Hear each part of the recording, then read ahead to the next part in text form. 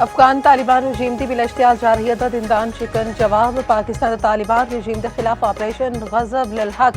पाक फिजाइया ते बरी अफवाज से अफगानिस्तान में ताबड़तोड़ हमले सिक्योरिटी जराये के मुताबिक अफगान तालिबान के 133 कारिंदे हलाक 200 तो वध जख्मी काबुल कंधार ते पख्तीका विच अहम अस्करी तनसीबात मिलिया मेज अफगान तालिबान की 27 चौकियां तबाह 9 ते पाकिस्तान ने कब्जा कर लिया 2 core headquarters 3 brigade headquarters 2 sector headquarters तबाह 2 ammunition depot 1 logistic base 3 battalion headquarters मिलिया मेज 80 तो वध टैंक तोपखाना ते 72 बंद गड्डियां भी तबाह।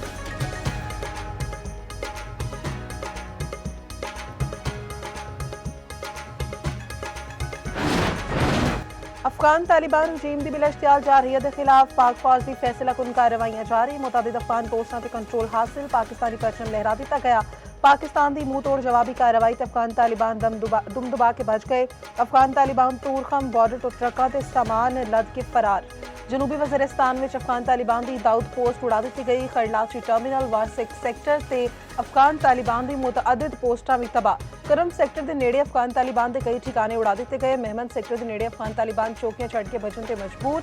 अफगान तालिबान के मुतअद्दिद ठिकाने तबाह होर मोर्चे खाली हो गए।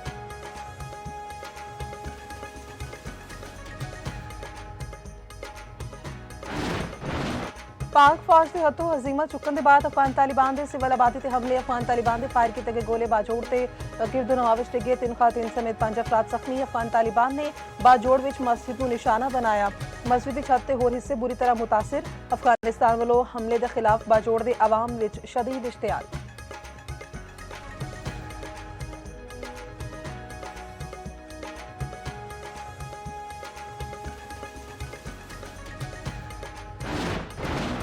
DGISPR आज शामी 4 बजे अहम न्यूज़ कॉन्फ्रेंस करेंगे लेफ्टिनेंट जनरल अहमद शरीफ चौधरी पाक अफगान सूरत हाल से गलबात करेंगे।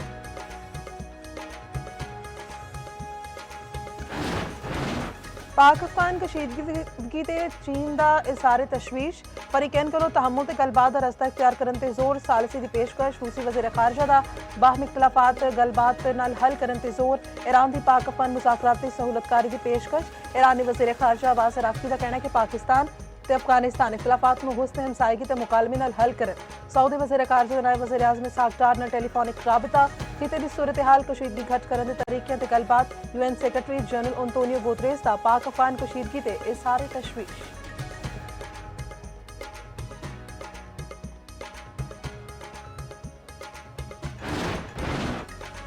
पाकिस्तान अमन इलाकाई सालमियत कोई समझौता नहीं करेगा साडी मुसल्ह अफवाज का रद्द-ए-अमल हमा जहत फैसला कुने सदर पाकिस्तान आसिफ अली जरदारी का 2 टोक पैगाम वज़ीर आज़म शहबाज शरीफ ने आख्या वतन अजीज के दिफा से कोई समझौता नहीं किया जाएगा हर जारहियत का मुंह तोड़ जवाब दिता जाएगा।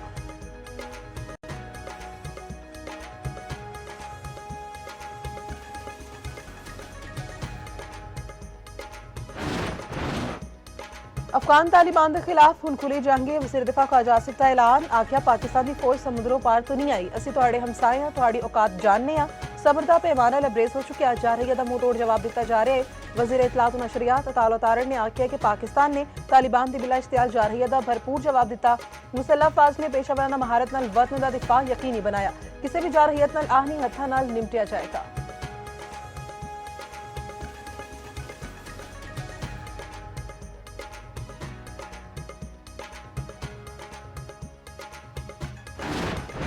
सताई फरवरी 2019 भारत ਲਈ भयानक ख्वाब भारतीय गुरूर खाक विच पिलाउण वाले ऑपरेशन स्विफ्ट रिटार्ड को 7 साल मुकम्मल शाहीना ने भारत की बिला इश्तियाल जारहियत का मुंह तोड़ जवाब दिता गिरफ्तार पायलट अभिनंदन तबाहाल जहाज भारतीय रसवाई की दास्तान बन गया पाकिस्तान की अस्करी कयादत अफसरां ते जवानां नूं खिराज तहसीन।